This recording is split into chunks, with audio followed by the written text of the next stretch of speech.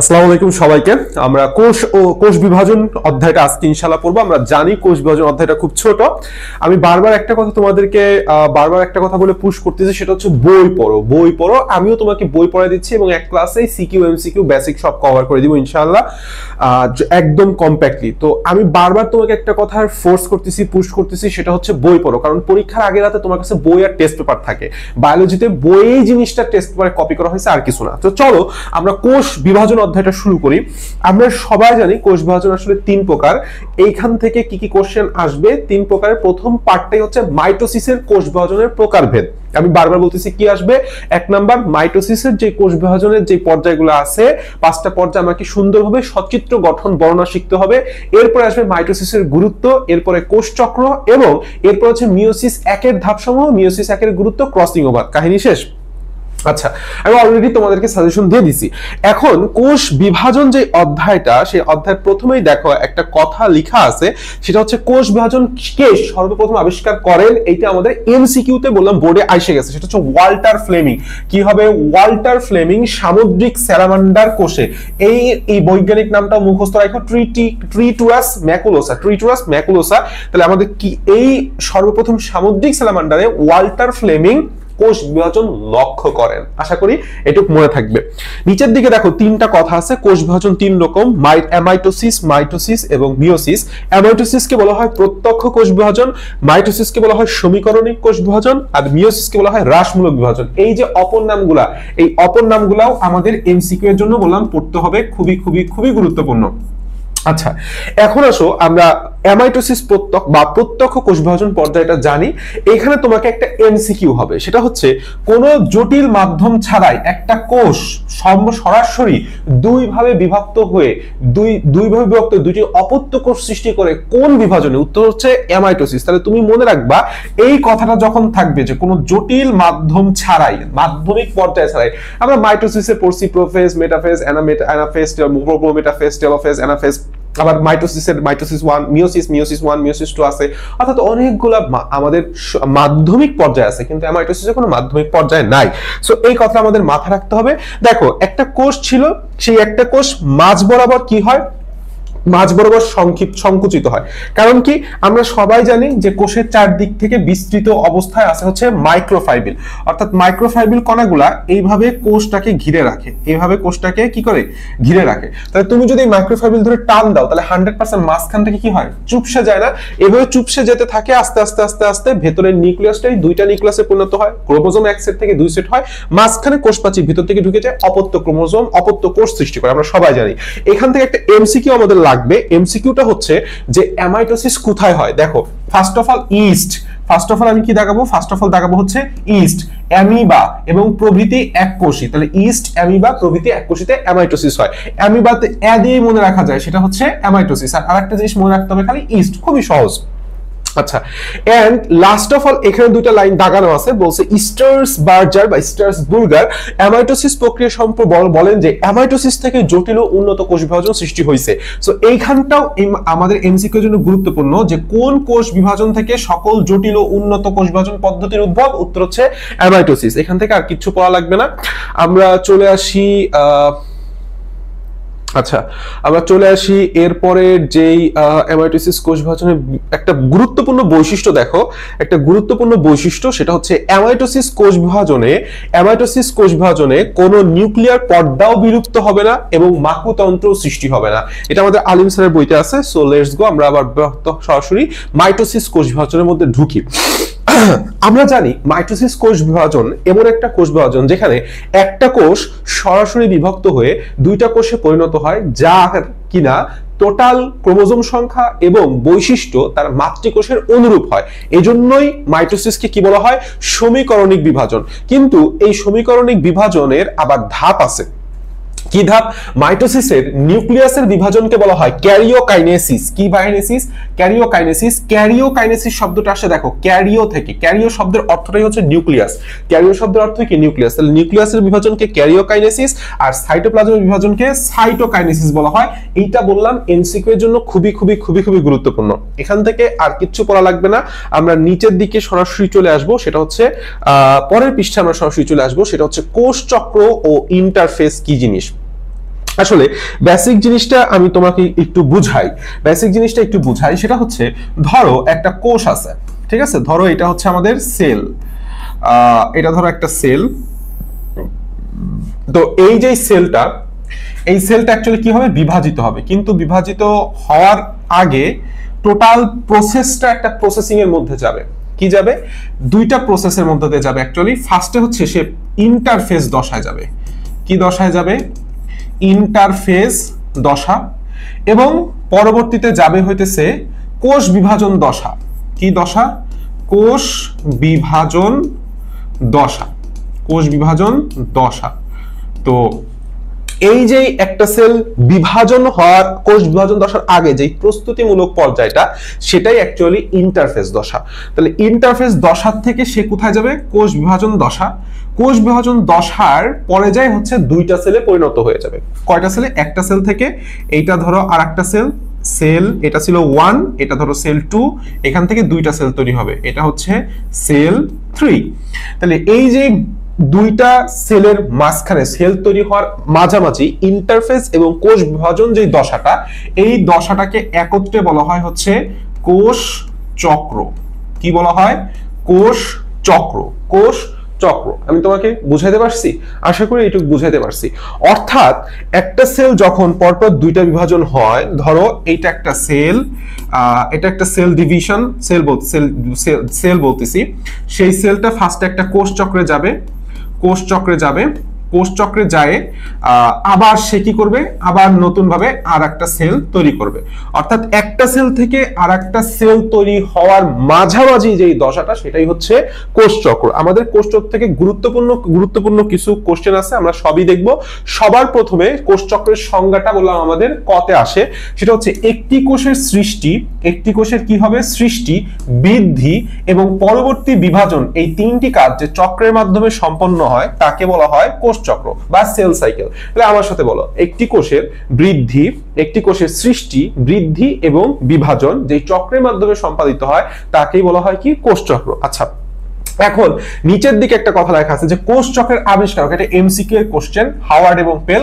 আর একজন প্রাপ্তবয়স্ক ব্যক্তির দেহে 10⁻14 বা 100 ট্রিলিয়ন কোষ থাকে, এইটাও এমসিকিউ এর কোশ্চেন। এখন দেখো নিচের দিকে একটা কথা লেখা আছে, কোন কোষগুলা কখনোই বিভাজিত হয় না, এইটাও এমসিকিউ এর কোশ্চেন। উত্তর হচ্ছে আমাদের পূর্ণাঙ্গ লাল রক্তকোষ অর্থাৎ আরবিসি, এবং পেশি কোষ অর্থাৎ মাসেল সেল, অর্থাৎ মাসেল সেল বা পেশিতন্তু, স্নায়ু কোষ এবং উদ্ভিদের স্থায়ী কোষসমূহ কখনোই বিভাজিত হয় না। কি কি বলছি, আরবিসি, মাসেল সেল, আমাদের স্নায়ু কোষ এবং উদ্ভিদের স্থায়ী কোষসমূহ কখনোই বিভাজিত হয় না। এখন অ্যাকচুয়ালি আসো আমাদের কোষ চক্রের মধ্যে। এখান থেকে তোমাকে কি বলবে, এরকম একটা চিত্র দিয়ে দিবে, চিত্র দিয়ে একটা ধাপ তোমাকে বর্ণনা করতে বলবে, অথবা দুইটা ধাপের মধ্যে পারস্পরিক পার্থক্য লিখতে বলবে। তাহলে আমাদের প্রত্যেকটা ধাপ যদি আমরা পড়ে ফেলি, আমাদের বৈশিষ্ট্য লিখতে পারবো, আমরা পারস্পরিক যে বৈশিষ্ট্যের তুলনাও করতে পারবো। দেখো আমাদের এই টোটাল একটা সেলের একটা গ্রাফ এখানে রিপ্রেজেন্ট করা হয়েছে, যেই সেলের দুইটা মেইন পর্যায়, এইটা হচ্ছে তার বিভাজন পর্যায়, এটা হচ্ছে তার কি পর্যায়, বিভাজন পর্যায়, যেখানে সময় লাগতেছে 5 থেকে 10%। তোমার এই ছবির থেকে প্রথম ফার্স্ট এন্ড ফরমোস্ট কাজ হচ্ছে এই পার্সেন্টেজ গুলা, সময়ের পার্সেন্টেজ গুলা মুখস্থ করা। তাহলে একটা কোষ চক্রের জাস্ট 5 থেকে 10% সময় ব্যয় হয় হইতেছে মাইটোসিস দশায়, বাকি থাকে কত, 90 থেকে 95 পর্যায়ে চলে যায় হচ্ছে তার প্রস্তুতি পর্যায় বা ইন্টারফেস দশায়। এখন এই ইন্টারফেস দশা অ্যাকচুয়ালি 3 ভাগে বিভক্ত। অ্যাকচুয়ালি কয় ভাগে বিভক্ত, 3 ভাগে বিভক্ত। প্রথমটাকে বলা হয় G1 বা গ্যাপ 1 দশা, এবং লাস্টেরটাকে বলা হয় হচ্ছে গ্যাপ 2 দশা, আর মাঝখানের দশাটাকে বলা হয় S ফর সিনথেসিস দশা, S ফর সিনথেসিস দশা। তাহলে ফার্স্ট এন্ড ফরমোস্ট কাজ হচ্ছে যখন তোমাকে বলবে যে এই জিনিসটা আইডেন্টিফাই করে তোর বৈশিষ্ট্য লেখো, তুমি ফার্স্ট লিখবা যে গ্যাপ 1 দশার সময়কাল 30 থেকে 40%। কি পার্সেন্ট, 30 থেকে 40, আর এইটা হচ্ছে 30 থেকে 50। কি, সিনথেসিস দশা। অ্যাকচুয়ালি এখানে কি সিনথেসিস হয় জানো, দুইটা জিনিস, একটা হচ্ছে ডিএনএ সিনথেসিস হয়, আর ডিএনএ এর সাথে সাথে হিস্টোন প্রোটিন সিনথেসিস হয়। এই দুইটা তৈরি হয়, সিনথেসিস শব্দের অর্থ হচ্ছে তৈরি হওয়া, সিনথেসিস শব্দের অর্থ কি, তৈরি হওয়া। তৈরি হয় হয় বলেই এর নাম হয়েছে এস দশা বা সিনথেসিস দশা। তাহলে 30 থেকে 40, 30 থেকে 50, তাহলে এখানে পার্সেন্টেজের গ্যাপ কত? 10, আর এখানে কত? 20। এই দেখো G2 দশার সময়কাল হচ্ছে 10 থেকে 20%, অর্থাৎ পার্সেন্টটা মুখস্থ করা খুবই ইজি। এখন তুমি আসলে ভেতরে ঢুকো, এখানে কিছু ভেতরে ঢোকার আগে আমরা একটু কিছু জিনিস পড়বো। সেটা হচ্ছে একটা কোষ, টোটাল কোষের যে কোষ চক্র তৈরি, একটা প্রসেস। তাহলে সবকিছুর প্রসেসে একটা কি লাগে? একটা নিয়ন্ত্রক লাগে। তাহলে এই কোষ চক্রটা একটা জেনেটিক প্রোগ্রাম দ্বারা নিয়ন্ত্রিত হয়। এখানে জেনেটিক প্রোগ্রাম বলতে কি বোঝানো হয়েছে? জিন বোঝানো হয়েছে। কি বোঝানো হয়েছে? জিন বোঝানো হয়েছে। অর্থাৎ একটা সেল কখন বিভাজিত হবে বা হবে না সাধারণ অবস্থায় সেটা কে নিয়ন্ত্রণ করে? ওই সেলের নিউক্লিয়াসের ক্রোমোজোমের অবস্থিত জিন সমূহ। আচ্ছা, এখন এই একটা সেল যে আবার কোষ চক্র যে নিয়ন্ত্রিত হবে, তাহলে সেই ভিতর থেকে একটা উদ্দীপনা দরকার জিনকে। ধরো আমার কারো কাছে টাকা লাগবে, কারো কাছে আমি টাকা পাই, অ্যাকচুয়ালি ধরো তোমার কাছে আমি টাকা পাই, কত টাকা? 1000 টাকা পাই। ধরো আমি তোমার কাছে 10,000 টাকা পাই, বা ধরো তোমার 10 লাখ টাকা পাই। তো আমি তোমার কাছে সরাসরি বলতে পারতেছি না, আমি আরেক পক্ষকে দিয়ে তোমাকে বললাম যে আচ্ছা তুই তোর কাছে থেকে টাকা নিসলি, ওই টাকাটা ব্যাক দে, ওর বোধহয় টাকাটা খুব প্রয়োজন। তো জিন অ্যাকচুয়ালি আমাদের কোষ চক্রটা নিয়ন্ত্রণ করে, কিন্তু জিনকে বুঝাইতে হয় যে এখন তোমার কোষটাকে বিভাজিত করা দরকার। তো এই যে উদ্দীপনাটা, অভ্যন্তরীণ উদ্দীপনা প্রদান করে হচ্ছে সাইক্লিন সিডিকে যৌগকে। সাইক্লিন সিডিকে যৌগ খুবই গুরুত্বপূর্ণ। তোমাকে প্রশ্ন করবে কোষ চক্রের অভ্যন্তরীণ উদ্দীপনা কে প্রদান করে? উত্তর হচ্ছে সাইক্লিন সিডিকো। আর বাহ্যিক উদ্দীপনা প্রদান করে কে? বিভিন্ন হরমোন বা গ্রোথ ফ্যাক্টর। বিভিন্ন হরমোন বা গ্রোথ ফ্যাক্টর। আমি যদি একটু তোমাকে কনসেপ্টটা বুঝাই, সেটা হচ্ছে ধরো এইটা একটা সেল, তাই না? এইটা একটা সেল, এবং সেলের এইটা হচ্ছে তার যে ডিএনএ, তাই না? এবং ডিএনএর এই জায়গাটায় হচ্ছে একটা জিন আছে বা জেনেটিক প্রোগ্রাম আছে, যেটা অ্যাকচুয়ালি কি করে? আমাদের এই কোষ চক্রটা নিয়ন্ত্রণ করে। তাহলে এখন সে ফার্স্ট অফ অল ভেতর থেকে একটা যৌগ আসবে, এই যৌগের নামই হচ্ছে কি? সাইক্লিন সিডিকে যৌগ। সে এই জিনটাকে একটা স্টিমুলাস দিবে বা উদ্দীপনা দিবে যে এখন এই সেলটা বিভাজন হওয়া দরকার। আবার কখনো কখনো কি করে?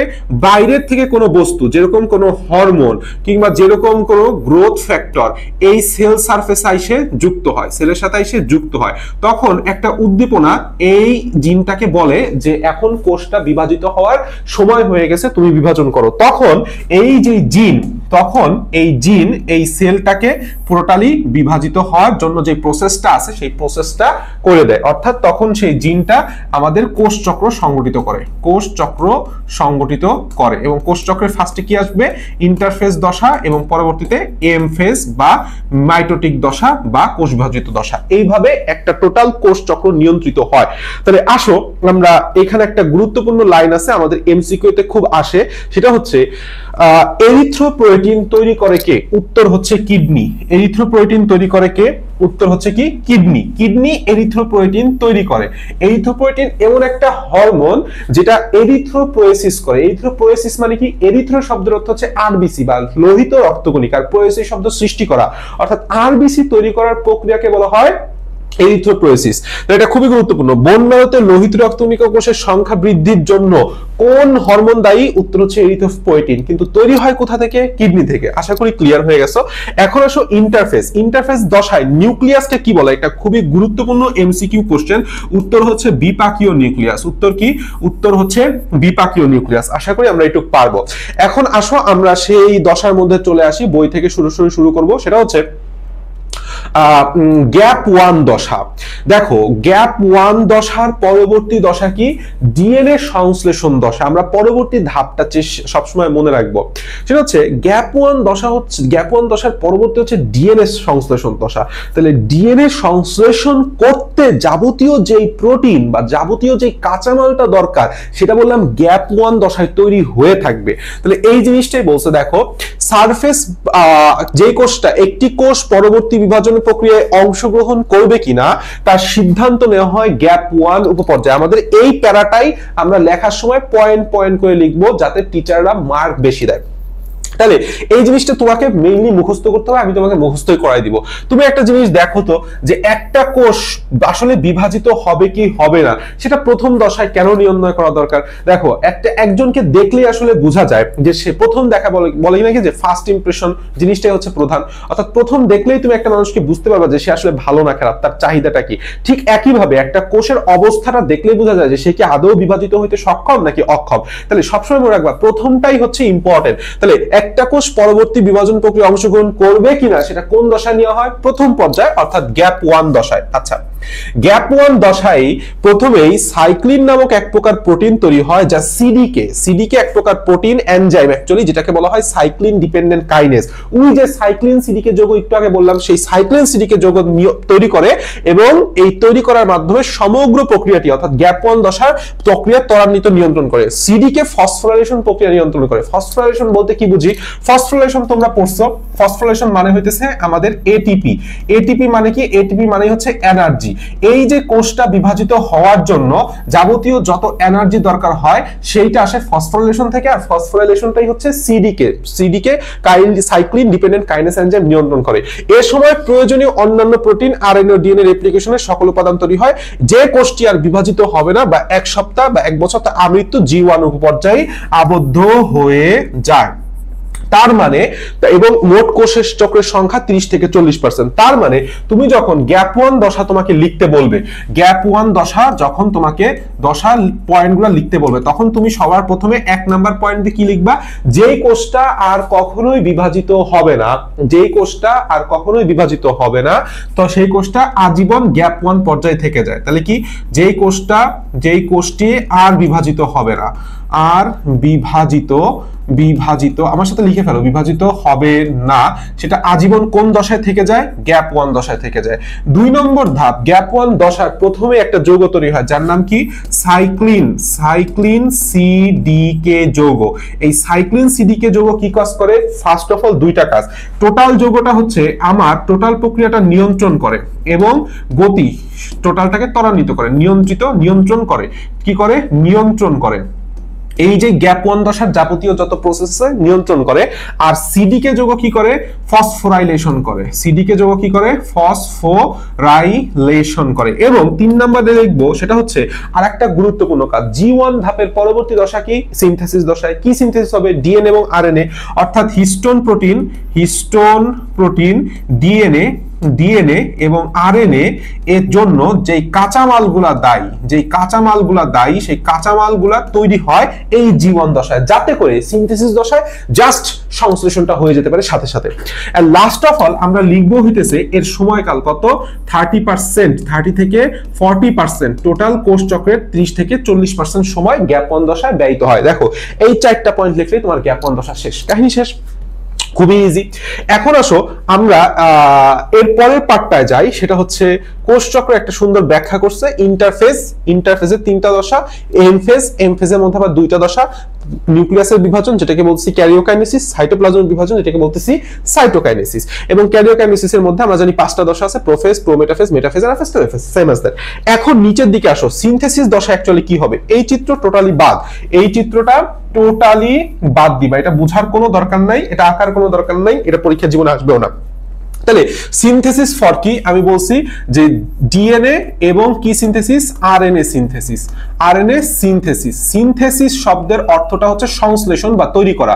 এই সিনথেসিসের এস থেকে আসছে এস দশা। তাহলে এই পর্যায়ে প্রধান কাজ হলো নিউক্লিয়াসের ক্রোমোজোমস্থ ডিএনএ সূত্রের রেপ্লিকেশন এবং আরএনএ রেপ্লিকেশন, এবং একই সাথে আরেকটা খুবই গুরুত্বপূর্ণ হিস্টোন প্রোটিন সংশ্লেষণ। টোটাল সময়কাল 30 থেকে 50%। অর্থাৎ তুমি নামের মধ্যেই তুমি কাজ খুঁজে পাচ্ছ, লিখে দিয়ে আসলেই হবে। চলে আসো এর পরবর্তী দশায়। পরবর্তী দশায় কি বলছে? গ্যাপ 2 দশায়। গ্যাপ 2 দশায় আসলে কি হয়? গ্যাপ 2 দশার আগে হচ্ছে সংশ্লেষণ, পরে হচ্ছে এম ফেজ বা মাইটোসিস ফেজ। তুমি একটা জিনিস সবসময় মনে রাখবা, সেটা হচ্ছে এই যেই আমার গ্যাপ 1, তারপর এস, তারপর গ্যাপ 2, এই 2টা দশায় তিনটা দশায় একটা সেল ইমম্যাচিউর থাকে, কি থাকে? ইমম্যাচিউর থাকে, অর্থাৎ সে সেই কোষটা বিভাজিত হইতে অক্ষম। ইমম্যাচিউর বলতে অক্ষম বোঝানো হয়েছে। তার মানে এই G2 দশায়ও কোষটা কি আছে? ইমম্যাচিউর অবস্থায় আছে। আর এরপরে সে কোন দশায় চলে যাবে? মাইটোটিক ফেজে চলে যাবে। একটা জিনিস খেয়াল করবা যে M for mitotic, M for mature দশা, অর্থাৎ একটা সেল কখন মাইটোটিক ফেজে যাবে? যখন সে বিভাজিত হইতে সক্ষম বা ম্যাচিউর।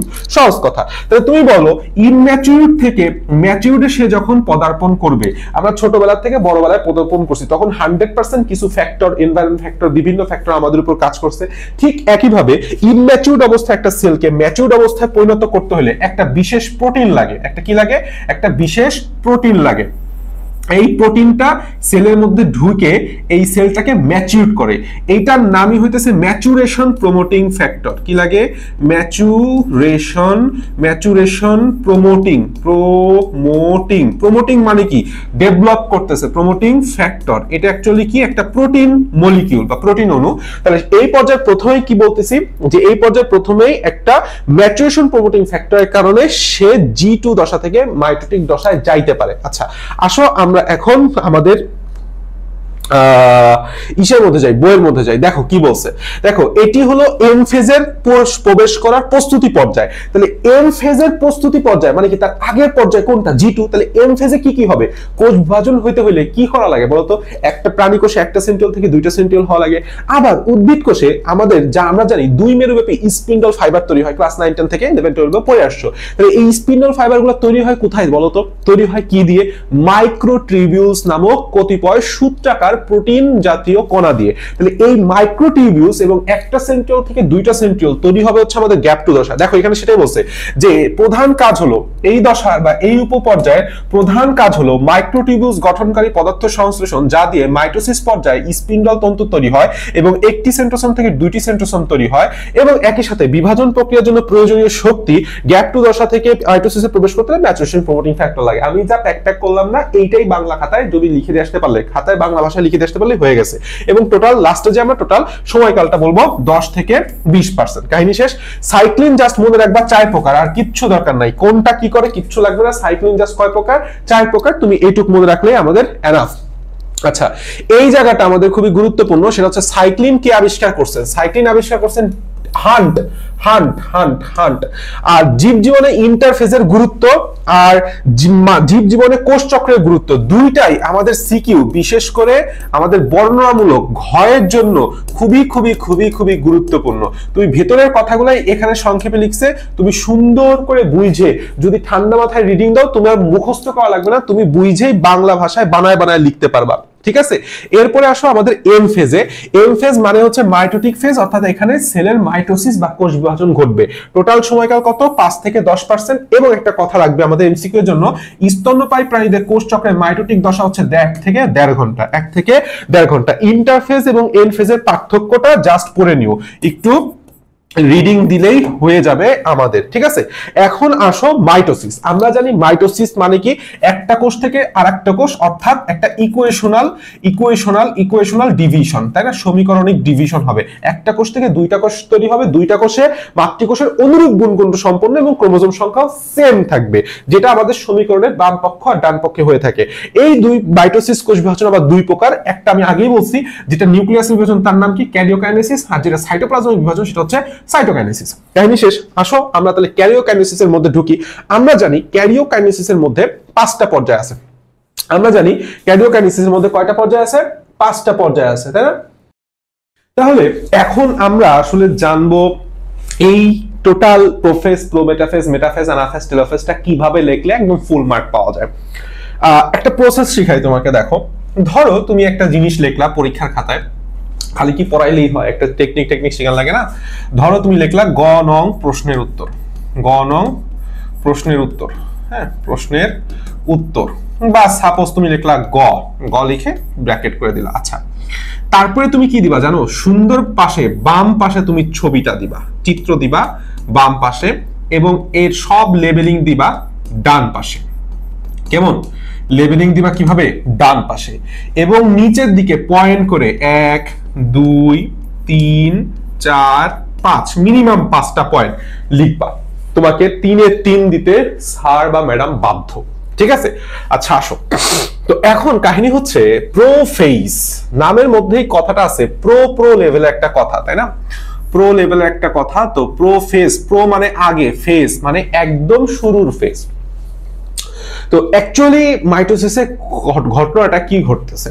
মাইটোসিসে আসলে ঘটনাটা ঘটতেছে যে এখানে আমার নিউক্লিয়াসটা দুইটা হইতে হবে। তাহলে ফার্স্টেই আমাকে মনে রাখতে হবে যেটা প্রথম সেটা সবচেয়ে দীর্ঘস্থায়ী পর্যায়।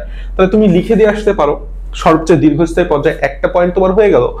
এরপরে এই যখনই তোমার এই মাইটোসিসটা ঘটবে তখন অ্যাকচুয়ালি আমাদের এই যে ক্রোমোজোমটা তুমি দেখতে পাইতেছো, সূত্রাকার যে ক্রোমোজোম, এটাকে বলা হয় হচ্ছে ক্রোমাটিন তন্তু। যখন সে পেঁচায় থাকে, এখান থেকে পানি বিয়োজন, যেটাকে একটু ভদ্র ভাষায় বললে জলবিয়োজন বলে, এই জলবিয়োজনটা শুরু হবে। কি হবে?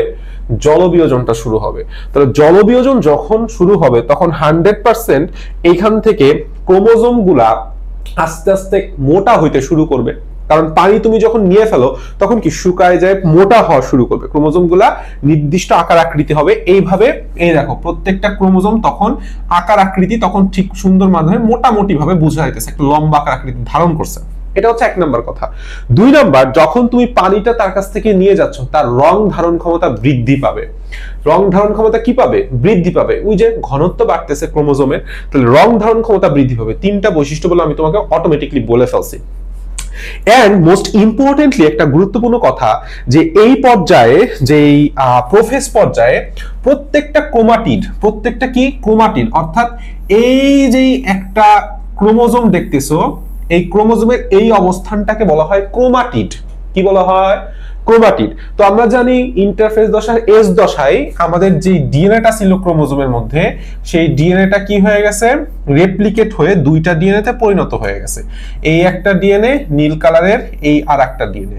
তো এই পর্যায়ে অ্যাকচুয়ালি কি হয় যে আমাদের ক্রোমোজোম 2টা একদম সেন্ট্রোমিয়ার ব্যতীত লম্বালম্বি ভাবে 2 ভাগে বিভক্ত হয়ে যায়।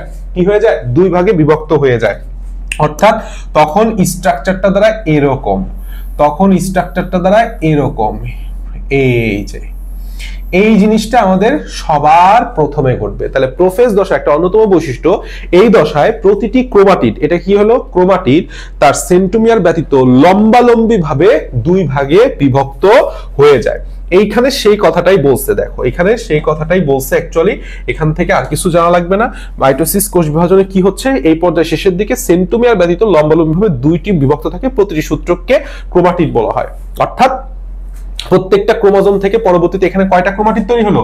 এই একটা ক্রোমাটিড, এইটা আর একটা ক্রোমাটিড, লম্বা এই পাশে টোটাল একটা ক্রোমাটিড, আবার এই পাশে টোটাল আর একটা ক্রোমাটিড। বুঝা গেছে? তো একটা ক্রোমাটিড থেকে 2টা ক্রোমাটিড তৈরি হলো। এবং একটা গুরুত্বপূর্ণ কথা সেটা হচ্ছে যে এই পর্যায়ের শেষের দিকে নিউক্লিওলাস ও নিউক্লিয়ার এনভেলপ বিলুপ্তি ঘটতে থাকে। 3টা কথা আছে, আমি একটু পরে তোমাকে বুঝাই দিব। চলে আসো প্রোমেটাফেজ দশায়। প্রোমেটাফেজ দশা একটা স্বল্পস্থায়ী দশা। প্রোমেটাফেজ দশার সর্বপ্রথম দেখো আমি তোমাকে 2টা কথা বলবো, তুমি সবটুকু লিখে দিয়ে আসতে পারবা, সবটুকু লিখে দিয়ে আসতে পারবা এবং চিত্র সহ। প্রোমেটাফেজ মানেই হইতেছে 2 মেরু। প্রোমেটাফেজ মানেই হচ্ছে 2 মেরুব্যাপী স্পিন্ডল ফাইবার সৃষ্টি হবে। কি হবে? স্পিন্ডল ফাইবার সৃষ্টি হবে। অর্থাৎ এই যে ধরো একটা সেল, এইটা একটা cell, suppose say to say আমরা একটা সেল নিলাম, তাহলে এই সেলের মধ্যে তো একটা নিউক্লিয়াস থাকবে, ধরো এইটা হচ্ছে তার নিউক্লিয়াস, তাহলে এইটা একটা তার মেরু এবং এইটা আরেকটা তার মেরু। এই যে মেরু, এই 2 মেরুব্যাপী কি তৈরি হবে? স্পিন্ডল ফাইবার তৈরি হবে। এইভাবে স্পিন্ডল ফাইবার, মাইক্রোটিউবুলস তৈরি করছিলাম না, সেই মাইক্রোটিউবুলস দিয়ে স্পিন্ডল ফাইবার গুলা তৈরি হবে। ঠিক আছে? এখন কিছু কিছু স্পিন্ডল ফাইবার গুলার সাথে আমাদের ক্রোমোজোম সংযুক্ত থাকে। কি থাকে? ক্রোমোজোম সংযুক্ত থাকে। ধরো এইখানে একটা ক্রোমোজোম সংযুক্ত, এইখানে একটা ক্রোমোজোম সংযুক্ত, আবার নিচে এইটার সাথে একটা ক্রোমোজোম সংযুক্ত, এইটার সাথে আর একটা ক্রোমোজোম সংযুক্ত। তাহলে দেখো সবগুলা ক্রোমোজোমের সাথেই বললাম, সবগুলা আমাদের ফাইবারের সাথেই বললাম, আর ক্রোমোজোম সংযুক্ত নাই। ক্রোমোজোমটা সেন্ট্রোমিয়ারের মাধ্যমে ফাইবারের সাথে সংযুক্ত থাকে। যেরকম এই ফাইবারটার সাথে এই যে ফাইবারটা আছে সেই ফাইবারটার সাথে বললাম আমার ক্রোমোজোম সংযুক্ত, আবার এই যে ফাইবারটা আছে এইটার সাথে ক্রোমোজোম সংযুক্ত, আবার এইটার সাথে সংযুক্ত, আবার এইটার সাথে সংযুক্ত। তো যেই সকল ফাইবারের সাথে ক্রোমোজোম সংযুক্ত থাকে তাদেরকে বলা হয় ট্র্যাকশন ফাইবার। কি ফাইবার? Traction fibre. চারটা বৈশিষ্ট্য বললাম তোমার হয়ে গেছে। এবং আরেকটা গুরুত্বপূর্ণ কথা, সেটা হচ্ছে এইখানে একটা গুরুত্বপূর্ণ বিষয় দেখা যায়, এটা আমি আগে দাগাইনি, বই থেকে আমার সাথে দাগায় ফেলো। সেটা হচ্ছে ক্রোমোজোমীয় নৃত্য দেখা যায়। কি দেখা যায়? ক্রোমোজোমীয় নৃত্য দেখা যায়। 3 স্টার দিয়ে আছে, দেখো এই যে ক্রোমোজোমীয় নৃত্য কি জিনিস। ক্রোমোজোমীয় নৃত্য হচ্ছে এই যে ট্র্যাকশন ফাইবারটা ক্রোমোজোম গুলাকে যখন আস্তে আস্তে টানতে থাকে তখন ক্রোমোজোম গুলো একটু আন্দোলিত বা কম্পিত হয়, এটাকেই বলা হয় হচ্ছে মনে হয় যে ক্রোমোজোম গুলা নাচতেছে, এটাকে বলা হয় ক্রোমোজোমীয় নৃত্য। তাহলে ক্রোমোজোমীয় নৃত্য কখন দেখা যাবে? তখন আমার ফাইবার উৎপন্ন হবে। তাহলে স্পিন্ডল ফাইবার কখন উৎপন্ন হয়? প্রোমেটাফেজ। তাহলে প্রোমেটাফেজে ক্রোমোজোমীয় নৃত্য দেখা যাবে। আরেকটা গুরুত্বপূর্ণ কথা, প্রাণী কোষের বেলায় দুই পাশে কি থাকে? সেন্ট্রিওল থাকে, তাই না? এই সেন্ট্রিওল থেকে কি নিঃসৃত হয়? অ্যাস্টার রে বিচ্ছুরিত হতে থাকে। তাহলে আমরা বললাম অনেক বৈশিষ্ট্য পড়ে ফেলাইছি, এখান থেকে আর কোনো বৈশিষ্ট্য আমাদের লাগবে না। এখানে একটা কথা আছে, মাইটোটিক সেন্টার। মাইটোটিক সেন্টার কি জিনিস? কোষের যে অঞ্চল মাইটোসিসের জন্য মাইক্রোটিউবুলসের ব্যবস্থা করে, কি করে? মাইক্রোটিউবুলসের ব্যবস্থা করে, তাকে মাইটোটিক সেন্টার বলা হয়। তাহলে মাইটোটিক সেন্টার, তাহলে 100% স্পিন্ডল ফাইবার সেন্ট্রোমিয়ারের কাইনেট। আরেকটা গুরুত্বপূর্ণ কথা নিচের দিকে, স্পিন্ডল ফাইবার সেন্ট্রোমিয়ারের কোথায় সংযুক্ত থাকে? ধরো এইটা একটা স্পিন্ডল ফাইবার, এই স্পিন্ডল ফাইবারের সাথে আমার একটা ক্রোমোজোম সংযুক্ত আছে এইভাবে। ক্রোমোজোমটা কিভাবে সংযুক্ত থাকে? এইভাবে সংযুক্ত থাকে। এই হচ্ছে তার দুইটা ক্রোমাটিড আর এটা হচ্ছে সেন্ট্রোমিয়ার। এই সেন্ট্রোমিয়ারের মাধ্যমে এইটা হচ্ছে আমার স্পিন্ডল ফাইবার। এটা কি? আমার স্পিন্ডল ফাইবার, ঠিক আছে? এই স্পিন্ডল ফাইবারের এই সেন্ট্রোমিয়ারের একটা প্রোটিন আছে, নাম হচ্ছে মটর প্রোটিন। নাম কি? মটর প্রোটিন। এই মটর প্রোটিনের সাথে যুক্ত হয়। এটা বলে আমাদের এমসিকিউ এর জন্য খুবই গুরুত্বপূর্ণ কোশ্চেন। সো আশা করি এটুকু মনে থাকবে। ছবিগুলা খুবই গুরুত্বপূর্ণ, ছবিগুলা সুন্দর করে বারবার প্র্যাকটিস করবা। ছবিগুলো একটা জিনিস মাথায় রাখবা, সুন্দর হওয়া লাগবে না, অ্যাকুরেট হওয়া লাগবে, অর্থাৎ ছবিটা সঠিকভাবে আঁকা হয়েছে কিনা, তাইলেই তুমি ফুল নাম্বার পাবা। তোমার ঠিকভাবে খুব সুন্দর করে আঁকা লাগবে না, পরীক্ষা হলে বেশি সময় পাবাও না। আচ্ছা, চলে আসো মেটাফেজ। মেটাফেজ মানে কি? মেটাফেজ মানেই হচ্ছে মধ্য পর্যায়। মেটা মানে কি? মেটা মানেই হচ্ছে মধ্য, এই কথা মাথায় রাখবা। মেটা মানে দুইটা কথা আমি বলবো, একটা হচ্ছে মধ্য, আর মেটা মানে আরেকটা কথা মনে রাখবা, সেটা হচ্ছে মোটা। সেটা কি? মোটা, অর্থাৎ এই পর্যায়ে ক্রোমোজোম গুলা মধ্য অর্থাৎ মাঝামাঝি হয়ে অবস্থান করে। কি হয়ে অবস্থান করে? মাঝামাঝি অবস্থান। দোষের যে মাঝামাঝি অঞ্চলটাকে কি বলা হয়? বিষুবীয় অঞ্চল। তাহলে মেটাফেজ দশায় ক্রোমোজোমগুলো কোন অঞ্চলে অবস্থান করে? বিষুবীয় অঞ্চলে অবস্থান করে। এক, এবং এই যে বিষুবীয় তলে বিন্যস্ত হওয়া, এই প্রসেসটাকে বলা হয় হচ্ছে মেটাকাইনেসিস। নামের সাথে মিল আছে, মেটাফেজ দশায় মেটাকাইনেসিস হচ্ছে। আরেকটা গুরুত্বপূর্ণ কথা, সেটা হচ্ছে যে এই মোটা অর্থাৎ এই মেটাফেজ দশায় ক্রোমোজোমগুলো সর্বাধিক, কি বলছি? সর্বাধিক মোটা ও খাটো হয়। এখান থেকে আর কিচ্ছু লাগবে না। এই মোটা ও খাটো হওয়ার কারণে ক্রোমোজোমের ঘনত্ব বৃদ্ধি পাইছে, এটাকে বলা হয় কনডেনসেশন। কি বলা হয়? কনডেনসেশন। যেরকম আমি তোমাকে একটু উদাহরণ দিয়ে দেখাই, ধরো প্রোমেটাফেজ দশায় ক্রোমোজোমটা এরকম ছিল, মেটাফেজ দশায় ক্রোমোজোমটা এরকম হয়ে যাবে, ক্রোমোজোমটা এভাবে প্যাচ খাবে। তাহলে কি হয়েছে? প্যাচ খাইছে না? এটাকেই বলা হয় সুপার কয়েলিং। কি বলা হয়? Super coiling. এবং সুপার কয়েলিং এর মাধ্যমে কি হয়েছে? প্রসেসটার নাম কি? প্রসেসটার নাম হচ্ছে সুপার কয়েলিং। এবং কয়েলিং এর কারণে কি হয়েছে? ক্রোমোজোমের কনডেনসেশন ঘটছে বা ঘনীভবন, কনডেনসেশন। এবং কনডেনসেশনের কারণে এক পর্যায়ে হইতে এই ক্রোমোজোমগুলা একদম খুব খাটো এবং সর্বাধিক মোটা হয়। That's it. নিচের দিকে খুব সুন্দর ছবি আছে, তাই না? উপরের দিকে খুব সুন্দর ছবি আছে। মেটাফেজ দশায় একদম মাঝামাঝি হয়ে ক্রোমোজোমগুলো অবস্থান করছে বিষুবীয় তলে। প্রত্যেকটা ক্রোমোজোম, যেটার সাথে ক্রোমোজোম আছে সেটাকে ট্র্যাকশন ফাইবার, যেটার সাথে ক্রোমোজোম নাই সেটা স্পিন্ডল ফাইবার। দুই মেরুব্যাপী আছে, সর্বাধিক মোটা। এটা ছবির মাধ্যমে প্রকাশ করে দেখাইতে হবে। আচ্ছা, চলে আসো নিচের দিকে একটা কথা আছে, সেটা হচ্ছে দেখো নিউক্লিয়ার এনভেলপ ও নিউক্লিওলাস সম্পূর্ণ বিলুপ্ত থাকে। তার মানে আমরা তিনটা কথা আমরা পড়বো। এক নাম্বার, সেটা হচ্ছে নিউক্লিয়ার এনভেলপ ও নিউক্লিওলাস যদি প্রশ্ন থাকে বিলুপ্ত হতে থাকে, কি বলছি? বিলুপ্ত হতে থাকে, তখন আমার উত্তর কি হবে? তখন আমার উত্তর হবে হচ্ছে প্রোফেজ। আর যদি প্রশ্ন এভাবে থাকে, সেটা হচ্ছে বিলুপ্ত হয়, কি কি বলছি, বিলুপ্ত হয়, নিউক্লিওলাস আর নিউক্লিয়ার এনভেলপ বিলুপ্ত হয়, তখন উত্তর হচ্ছে প্রোফেজের পরেরটা, মেটাফেজ। আর যদি প্রশ্নটা এভাবে হয় সম্পূর্ণ বিলুপ্তি ঘটে, কি ঘটে, সম্পূর্ণ বিলুপ্ত হয়, তখন আমরা দাগাবো মেটাফেজ। তার মানে তুমি আশা করি ডিফারেন্সটা বুঝতে পারতেছো। অ্যাকচুয়ালি কাহিনীটা হইছে এই জায়গাটায়, যদি সম্পূর্ণ কথাটা থাকে তখনই কেবল আমরা মেটাফেজ থাকবে, আর যদি হতে কথাটা থাকে তখন আমরা প্রোফেজ দাগাবো, বাকি সব বেলায় আমরা প্রো মেটাফেজ দাগাবো। ঠিক আছে, আমি বুঝাতে পারছি তোমাদেরকে? ওকে, এখন আসো অ্যাকচুয়ালি একটা লাস্টে একটা গুরুত্বপূর্ণ কথা আছে, সেটা হচ্ছে আমাদের মেইনলি তো ক্রোমোজোম দুইটাকে আলাদা করতে হবে, তাই না? দুই মেরুর দিকে চলতে হবে, কারণ দুই সেট ক্রোমোজোম, এক সেট এক মেরুর দিকে, অন্য সেট অন্য মেরুর দিকে যাবে। সো এই ক্রোমোজোমটাকে মাঝখানে আটকায় রাখছে কে বলতো? সেন্ট্রোমিয়ার। তাহলে সেন্ট্রোমিয়ারের বিভাজন হবে এই মেটাফেজ দশার লাস্টে। মেটাফেজ পর্যায়ের শেষ ভাগে প্রতিটি সেন্ট্রোমিয়ার বিভক্ত হয়ে দুটি অপত্য সেন্ট্রোমিয়ার সৃষ্টি করে। যখনই অপত্য সেন্ট্রোমিয়ার সৃষ্টি হয়ে গেছে তখনই ক্রোমোজোমগুলো উভয় মেরুর দিকে, এক মেরু আর অপর মেরুর দিকে যাতায়াত শুরু করবে, অর্থাৎ গতিশীল হবে। তখনই আসলে অ্যানাফেজ দশা শুরু হয়ে যাবে। অ্যানা মানেই হচ্ছে গতি দশা। কোনটাকে গতি দশা বলা হয় বলতো? তাহলে অ্যানাফেজ দশা। এটা এমসিকিউ এর কোশ্চেন। তাহলে এখানে সেই কথাটাই লিখছে, দেখো অ্যাকচুয়ালি সেন্ট্রোমিয়ারের পৃথক হওয়ার সাথে সাথেই অ্যানাফেজ পর্যায় শুরু হয়, এবং এই যখন ক্রোমোজোম গতিশীল হয় অর্থাৎ মেরুমুখী চলন ঘটে, তখন সেন্ট্রোমিয়ার অগ্রগামী আর বাহুদ্বয় অর্থাৎ ক্রোমোজোমের বাহুদ্বয় পশ্চাৎগামী হয়। ফলে সে কি হয়? VLJI আকৃতির হয়। VLJI আকৃতির। কি আকৃতির বলছি? এই সিকোয়েন্সটা মনে রাখতে হবে। ভি আকৃতির, এল আকৃতির, জে আকৃতির, আই আকৃতির। VL কে বলা হয় কি? মেটাসেন্ট্রিক। কি সেন্ট্রিক? মেটাসেন্ট্রিক, অর্থাৎ মাঝখানে হচ্ছে আমার সেন্ট্রোমিয়ার।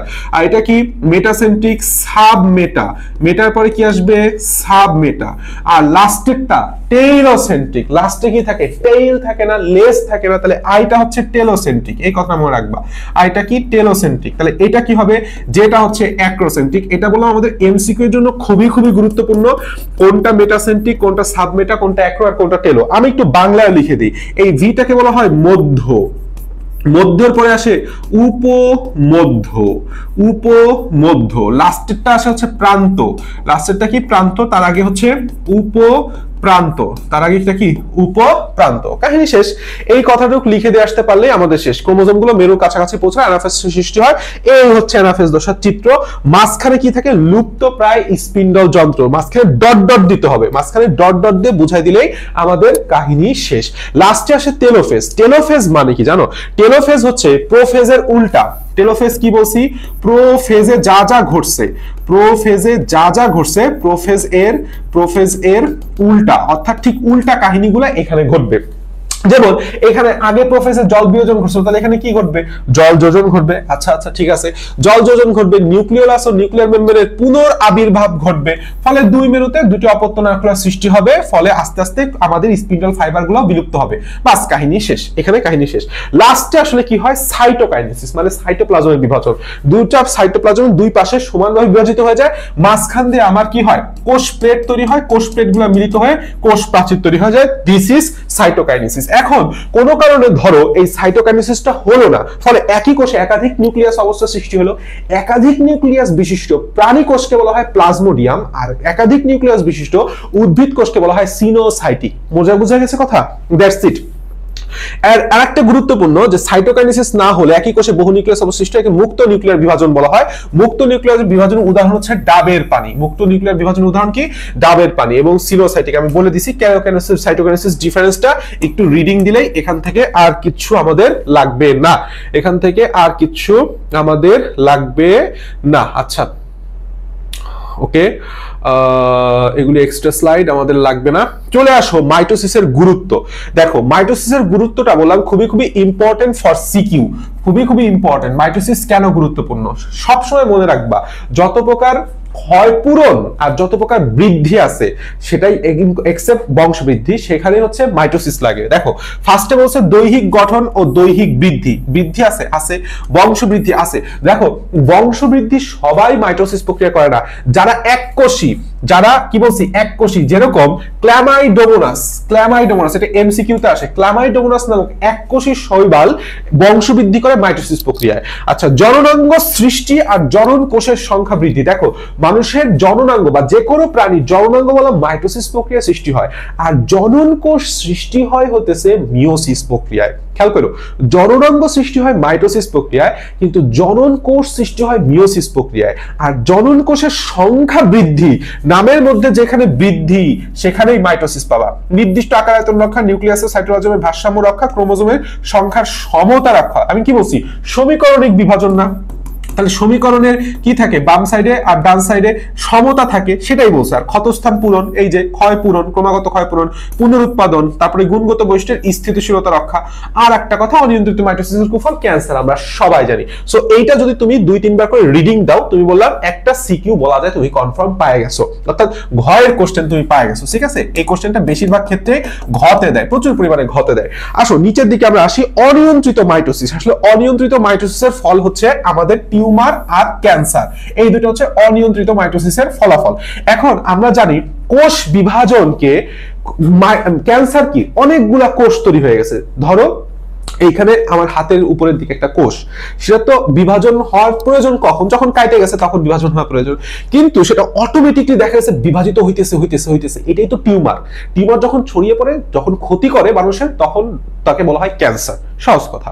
তাহলে কোষটাকে বিভাজনের হাত থেকে, বিভাজন করা যেরকম জরুরি, বিভাজনের হাত থেকে বিরত রাখাও সে একইভাবে জরুরি। এই কাজটাই করে থাকে P53 নামক প্রোটিন। কি বলছি? P53 নামক প্রোটিন সাধারণত কোষ বিভাজন থেকে বিরত রাখায় ভূমিকা পালন করে। যখন P53 ডিফেক্টিভ হয়ে যায়, তখন কোষ যখন নিয়ন্ত্রণ হারায়, তখন এম ফেজ চলতেই থাকে, আলটিমেটলি সেটা ক্যান্সারে বা টিউমারের রূপ নেয়। নিচের থেকে টোটাল পার্টটা রিডিং দিলেই হয়ে যাবে, রিডিং দিলেই তুমি সুন্দর করে বুঝতে পারবা। নিচের দিকে একটা কথা আছে, কোষীয় মৃত্যু। এটা কতে এবং এমসিকিউর জন্য খুবই গুরুত্বপূর্ণ। দেখো 3 স্টার দিয়ে আছে। কোষীয় মৃত্যু দুই ভাবে ঘটে, একটাকে বলা হয় অ্যাপোপ্টোসিস আর একটাকে বলা হয় নেক্রোসিস। অ্যাপোপ্টোসিস এবং নেক্রোসিস। আসলে নেক্রোসিস কি জিনিস? নেক্রোসিস মানে হচ্ছে নেগেটিভ। নেক্রোসিস মানে কি? নেগেটিভ, অর্থাৎ পুষ্টির অভাব কিংবা বিষাক্ত দ্রব্যের কারণে ক্ষতিগ্রস্ত হয়ে যখন একটা কোষ মারা যায়, তখন তাকে বলা হয় নেক্রোসিস। আমি আবার বলতেছি, কোনো কারণে ধরো একটা কোষে অক্সিজেন সাপ্লাই কম হয়েছে, কিংবা পুষ্টির অভাব কম হয়েছে, অর্থাৎ খাদ্য ঠিক মতো যায় নাই, কিংবা তার উপর কোনো বিষাক্ত দ্রব্য প্রয়োগ করা হয়েছে, ফলে কোষটা মারা যাবে, এইটাকে বলা হয় নেক্রোসিস। নেক্রে একটা ভাইব আছে, অর্থাৎ নেগেটিভ ভাইব আছে। আর অ্যাপোপ্টোসিস হচ্ছে কোষের নির্ধারিত মৃত্যু বা পূর্ব নির্ধারিত মৃত্যু বা জেনেটিক্যালি নিয়ন্ত্রিত মৃত্যু, যেটা ওই কোষ, একটা কোষ কতদিন বাঁচবে সেটা বললাম তার ডিএনএ জিনের মধ্যে নির্দিষ্ট থাকে। তাহলে ওই জিনটা যখন একটা কোষের মৃত্যু ঘটায়, তখন সেটাকে বলা হয় জেনেটিক্যালি নিয়ন্ত্রিত মৃত্যু বা অ্যাপোপ্টোসিস। এটা হলো কোষের জেনেটিক্যালি নিয়ন্ত্রিত মৃত্যু। এটা খুবই গুরুত্বপূর্ণ। এটা কতে আসছে, এটা এমসিকিউতে বারবার আসছে।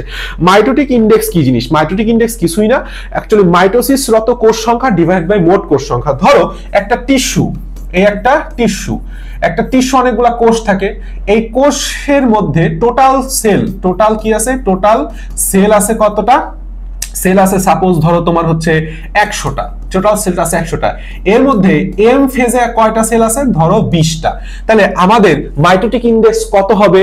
20/100%, মানে 20%। আমরা পার্সেন্ট হিসাব করি, ঠিক আছে? আর যত বেশি এমআই বলে দেয় এটি দ্রুত বর্ধনশীল টিউমার, অর্থাৎ যত বেশি এমআই বা মানে মাইটোটিক ইনডেক্স মানে কি মাইটোসিস কোষের সংখ্যা যত বেশি, অর্থাৎ কোষটা বেশি বিভাজিত হয়ে যাচ্ছে, তাহলে সেটা টিউমারটা বেশি বর্ধনশীল। That's it. এখান থেকে মাইটোসিসের পার্থক্যটা পড়ে নিলেই হবে। তোমাদেরকে সবকিছুই পড়াই দিছি। অনিয়ন্ত্রিত মাইটোসিস, এগুলো এক্সট্রা স্লাইড আমাদের লাগবে না। এখন আমাদের অ্যাকচুয়ালি পড়তে হবে হচ্ছে মিওসিস। অ্যাকচুয়ালি কি পড়তে হবে? আমাদের মিওসিস পড়তে হবে। আচ্ছা, তাহলে আমাদের মাইটোসিস আলহামদুলিল্লাহ সম্পূর্ণ শেষ। আমি যেভাবে বলতেছি, দেখো আমি তোমাদের মুখে কথাটা বেশি বলতেছি। মুখে কথা বলার মেইন কারণটা হইতেছে তোমাকে বইটা খাওয়াই দেয়া, ঠিক আছে? That's it. কথাগুলো গুরুত্বপূর্ণ। মিওসিস বা মায়োসিস বা হ্রাসমূলক বিভাজন অ্যাকচুয়ালি কি জিনিস, এটা নিয়ে অনেকে একটু কনফিউশন করো অ্যাকচুয়ালি, যে আমাদের মিওসিসে দুইটা বিভাজন অ্যাকচুয়ালি হয়, ঠিক আছে? মিওসিসে কি হয়? দুইটা বিভাজন অ্যাকচুয়ালি হয়। সেটা হচ্ছে আমাদের ক্রোমোজোমের বিভাজন ঘটে, অর্থাৎ ক্রোমোজোম কয়বার বিভক্ত হয়? ক্রোমোজোম আর একটা হচ্ছে আমাদের নিউক্লিয়াস কয়বার বিভাজিত হয়, তাই না? এটা বললাম আমাদের বেসিক যেরকম গুরুত্বপূর্ণ, মিওসিসকে কেন রাসমূলক বিভাজন বলা হয়, এটা ক্ষয়ের কোশ্চেন, এই উত্তর দিতে হলে বেসিক লাগবে, আবার এটা এমসিকিউ এর জন্য খুবই গুরুত্বপূর্ণ। অ্যাকচুয়ালি খেয়াল করো, সবসময় মনে রাখবা ক্রোমোজোমের কতে দেখো এক লিখতে হলে ক লাগে, তাহলে ক্রোমোজোম বিভাজিত হয় একবার আর নিউক্লিয়াস বিভাজিত হয় দুইবার, তাহলে গুণফলটা আসলো কত, ফলাফলটা আসলো কত, হাফ। অর্থাৎ নতুন সৃষ্ট নিউক্লিয়াসের মধ্যে ক্রোমোজোম থাকে হচ্ছে এক সেট, অর্ধেক। নতুন অপত্য কোষে ক্রোমোজোম সংখ্যা অর্ধেক হয়, এই জন্যই মিওসিসকে হ্রাসমূলক বিভাজন বলা হয়। কথা বুঝাতে পারছি আশা করি। মিওসিস কোথায় কোথায় হয় আমরা সবাই জানি, এখানে আর কিছু লাগবে না। এখানে একটা জিনিস লাগবে, সেটা হচ্ছে টার্মিনাল মিওসিস কোথায় হচ্ছে। টার্মিনাল মিওসিস হচ্ছে আমাদের যত উন্নত প্রাণী আছে আর সপুষ্পক উদ্ভিদে স্পোরিক মিওসিস যেরকম মস ফার্ন, আর ছত্রাকা শৈবাল যেরকম স্পাইরোগাইরা, থ্যালোফাইটা এটসেট্রাতে জাইগোটিক মিওসিস হয়। জাস্ট এই নামগুলো তোমার কোথায় কোন মিওসিস হয় পড়লেই হয়ে যাবে। আচ্ছা, এইখান থেকে দেখো জীবনের ধারাবাহিকতা রক্ষায় মিওসিসের অবদান, এইটা না ঘতে খুব কমন একটা কোশ্চেন। তোমাকে বলে দিবে যে এ এক টাইপের কোষ বিভাজন, বি আর এক টাইপের কোষ বিভাজন, তাহলে এখান থেকে তুমি বের করলা যে এ হচ্ছে মাইটোসিস বোঝাচ্ছে, বি হচ্ছে মিওসিস বোঝাচ্ছে। এরপরে বলবে যে জীবনের ধারাবাহিকতা রক্ষায় কোনটি গুরুত্বপূর্ণ ব্যাখ্যা করো, সিকিউতে বলবে। তাহলে তুমি বুঝতেছো ধারাবাহিকতা বলছে, আরে ভাই আমরা জানি 46 অর্ধেক হয়ে 23 হয়, 23 মিলিত হয় আবার একটা মানুষের বাচ্চা 46 হয়। তাহলে যদি 23 অর্ধেক না হতো তাহলে তো আর মানুষের বাচ্চা হতো না, 46 নতুন প্রজাতি তৈরি হয়ে যেত। তাহলে জীবনের ধারাবাহিকতা রক্ষায় অবশ্যই তোমাকে মিওসিস কোষ বিভাজন করতে হবে। কমন সেন্স, এখান থেকে জাস্ট রিডিং দিলেই হয়ে যাবে। আমি যেই কথাটা একটু বাংলা ভাষায় বললাম, এখানে বইয়ের ভাষা বলছে, যদি একটু সুন্দর করে রিডিং দাও তুমি পড়ে ফেলতে পারবা। মিওসিসের বৈশিষ্ট্য এগুলি কিচ্ছু লাগবে না, আমাদের মিওসিস প্রক্রিয়া কথাটা এখানে লাগবে। অ্যাকচুয়ালি আমাদের মেইন যে জিনিসটা বুঝো, মিওসিস অ্যাকচুয়ালি দুই প্রকার বিভাজন, একটাকে বলা হয় প্রথম মিওসিস বা মিওসিস 1, আর একটাকে বলা হয় হচ্ছে মিওসিস 2। তো মিওসিস 1 আর মিওসিস 2 এর মাঝখানে যে দশাটা সেটাকে বলা হয় ইন্টারকাইনেসিস, নট ইন্টারফেস, ইন্টারকাইনেসিস। এখন মিওসিস 2 থেকে আবার আরেকটা মিওসিস 1 এর মধ্যবর্তী যে দশাটা সেটা হচ্ছে ইন্টারফেস। তাহলে 1 আর 2 এর মধ্যবর্তী দশা কি, ইন্টারকাইনেসিস, আর 2 আর 1 এর মধ্যে দশাটা হচ্ছে ইন্টারফেস। এখন মায়োসিস 2 যেটা, সেটা সম্পূর্ণ সমীকরণিক বিভাজন, এইগুলি একেবারেই আমাদের পড়ার দরকার নাই মিওসিস থেকে। আমাদের সিকিউ এখান থেকে কোনো সিকিউ আসবে না। যেটা মিওসিস 1, সবসময় মনে রাখবা মিওসিস 1টা হচ্ছে হ্রাসমূলক বিভাজন। আমি ভুলে যেতাম, আমি বলতাম যে 1 না 2 হ্রাসমূলক বিভাজন। দেখো তো কোনটা ছোট, 1 ছোট, তাহলে 1 হ্রাসমূলক। এখন 1 তো হ্রাসমূলক, 1-এর আবার 4টা ফেজ আছে, মোফেজ, মেটাফেজ, অ্যানাফেজ, টেলোফেজ। এখন এই মেটাফেজ, অ্যানাফেজ, টেলোফেজ এই কটা লাগবে। আর প্রোফেজের যে 5টা ধাপ আছে, leptotene, zygotene, pachytene, diplotene, diakinesis, এই জিনিসটা সচিত্র ব্যাখ্যা তোমাকে পাঠতে হবে। দেখো আমরা খুব সুন্দর করে এখন সবকিছু পড়ে ফেলাই দেব। মিওসিস 1 এর কাহিনী হচ্ছে, মিওসিস 1 এর প্রোফেজের 5টা উপপর্যায় আছে, আমরা এভাবে পড়ে থাকি। সেটা হচ্ছে লেজ পাকায়ে, একটু পরাপর তুমি সিকোয়েন্স অনুযায়ী মুখস্থ করবা। লেজ পাকায় কি দেয় জানো, ডিগবাজি দেয়। লেজ পাকায় ডিগবাজি দেয়, দ্যাট মিন্স লেতে লেপ্টোটিন, লেতে কি লেপ্টোটিন, যতে জাইগোটিন। কিচ্ছু না, একেবারে ইজি, নামের মধ্যে আছে, নামের মধ্যে তুমি নাম জাস্ট জানলে তুমি বাকিটুকু লিখে দিয়ে আসতে পারবা, ছবি আঁকে দিয়ে আসতে পারবা। আমি দেখাবো। প্যাকাইটিনতে হচ্ছে কই গেল, এই যে পাকায়তে হচ্ছে প্যাকাইটিন, ডিগবাজি ডিতে হচ্ছে ডিপ্লোটিন, দেয়তে ডায়াকাইনেসিস, দেয়তে কি ডায়াকাইনেসিস। তাহলে ধরো তোমাকে লেপ্টোটিন দশাটা ব্যাখ্যা করতে বলছে, তুমি কিভাবে ব্যাখ্যা করবা আর কিভাবে তুমি ছবিটা আঁকবা। দেখো তো লেপ্টোটিন, আমি কি বলি তুমি আমার জাস্ট খেয়াল করো, জাস্ট সেটা তো মিওসিস 1 হইতেছে। তাহলে এইটাও প্রোফেজের মতো, এখান থেকেও জলবিয়োজন হবে। জলবিয়োজনের কারণে ক্রোমোজোমগুলা ক্রমান্বয়ে সংকুচিত ও পুরু এবং অধিকতর রঞ্জক ধারণ ক্ষমতা প্রাপ্ত হয়। অর্থাৎ তুমি যাই শুরু না করো না কেন, মাইটোসিস আর মিওসিস প্রত্যেক বেলায় প্রথম কথাটা এটাই। এখন লেপ্টোটিনের মধ্যে লেপ্টে থাকার একটা ভাইব আছে কি নাই? 100% আছে। লেপ্টে থাকা মানে কি? লেগে থাকা। কি থাকা? লেগে থাকা। যেরকম ছোটবেলায় শিশুদেরকে মা কিংবা দাদি কিংবা নানি যেরকম বুকে লেপ্টে নেয়, কি বলছি? বুকে লেপ্টে নেয়, ঠিক সেরকম একটা ধারণা। দেখো আমি তোমাকে কি বলছি, আমি তোমাকে বলছি সেটা হচ্ছে ছোটবেলায় আমাদের যে পোলাদেরকে, পোলাদেরকে, এই দেখো প্রাণী কোষে ক্রোমোজোম গুলো পোলারাইজড বিন্যাস ঘটে। কি বিন্যাস ঘটে? পোলারাইজড বিন্যাস ঘটে। এবং কি বলছি? পোলাদেরকে কিসে নেয়? বুকে টেনে নেয়। এই দেখো এদেরকে বলা হয় বুকে বা বুকেট বলা হয়। ফুলের তোড়ার মতো গঠন সৃষ্টি করে। উদ্ভিদ কোষে এটা বুকেট বলে, প্রাণী কোষে এটা পোলারাইজড বিন্যাস বলে। এবং এইখানে বহু ক্রোমোমিয়ার দেখা যায়। কি দেখা যায়? বহু ক্রোমোমিয়ার। ক্রোমোমিয়ার কি জিনিস? তুমি যদি এই ছবিটার দিক তাকাও দেখবা যে এইটা হচ্ছে এক একটা ক্রোমোজোম। এটা একটা ক্রোমোজোম, আবার এইখানে লম্বা করে একটা ক্রোমোজোম দেওয়া হয়েছে। এই যে ক্রোমোজোমের ছোট ছোট যে বিন্দুগুলো, এটা হচ্ছে সেন্টোমিয়ার। এই সেন্টোমিয়ারের লম্বা লম্বি সেটা হচ্ছে ক্রোমোজোম। এই ক্রোমোজোমের গায়ে ছোট ছোট ছোট ছোট দানা লেগে আছে। কি লেগে আছে? দানা লেগে আছে। এটা হচ্ছে রঞ্জক দানা, এই জন্য ক্রোমো শব্দটা আসছে। আর ছোট ছোট শব্দ হওয়ার কারণে মিয়ার কথাটা আসছে। এদেরকে বলা হয় ক্রোমোমিয়ার। তাহলে সহজভাবে তুমি বুঝতে পারতেছো, তুমি একটা ছবি আঁকবা, ছবির মধ্যে কয়েকটা তন্তু দিবা, তন্তুর সাথে জাস্ট কয়েকটা দানা দিয়ে দিবা, বাস কাহিনী শেষ। তাহলেই হয়ে গেল তোমার লেপ্টোটিন আঁকা। খুবই ইজি। কি বলছি? লেপ্টোটিন ওই যে প্রথম দশায় কি ঘটবে? পানি বিয়োজন হবে, জল বিয়োজন হবে, ক্রমাগত মোটা খাটো হবে, মোটা হইতে থাকবে, আমাদের রং ধারণ ক্ষমতা বৃদ্ধি পাবে। আর আমি কি বলছি? পোলাগুলাকে বুকে লেপ্টায় রাখে। তাহলে পোলা মানে কি? পোলারাইজ বিন্যাস প্রাণী কোষের ক্ষেত্রে আর উদ্ভিদ কোষের ক্ষেত্রে সেটা বুকেট বা ফুলের তোড়ার মতো দশা দেখা যায়। আর হচ্ছে বহু ক্রোমোমিয়ার দেখা যায় ক্রোমোজোমগুলোতে। That's all of it. এখন আসো দেখো এই যে জাইগোটিন, খেয়াল করো, যতে জাইগোটিন, যতে হচ্ছে জোর বাঁধা। এই কথাটা জাস্ট মনে রাখো, তুমি অটোমেটিকলি মনে রাখতে পারবা, মানে টোটাল বৈশিষ্ট্য রাখতে পারবা। ঘটনা হচ্ছে সমসমস্ত ক্রোমোজোমগুলো এই পর্যায়ে এসে জোর বাঁধে। তাহলে এখানে প্রশ্ন হয়, ভাইয়া সমসমস্ত ক্রোমোজোম বলতে কি বুঝি? ঠিক আছে, ধরো এইটা একটা সেল, এই সেলের মধ্যে সাপোজ এইটা, এই সেটটা হইতেছে পিতার সেট। এই সেট কোথা থেকে আসছে? এই সেট পিতা থেকে আসছে। আমি ব্ল্যাক কালারের একটা নেই, সেটা আমরা দেখাইলাম। সেটা হচ্ছে ধরো এই আর একটা ক্রোমোজোম, এইটা আসছে মাতা থেকে।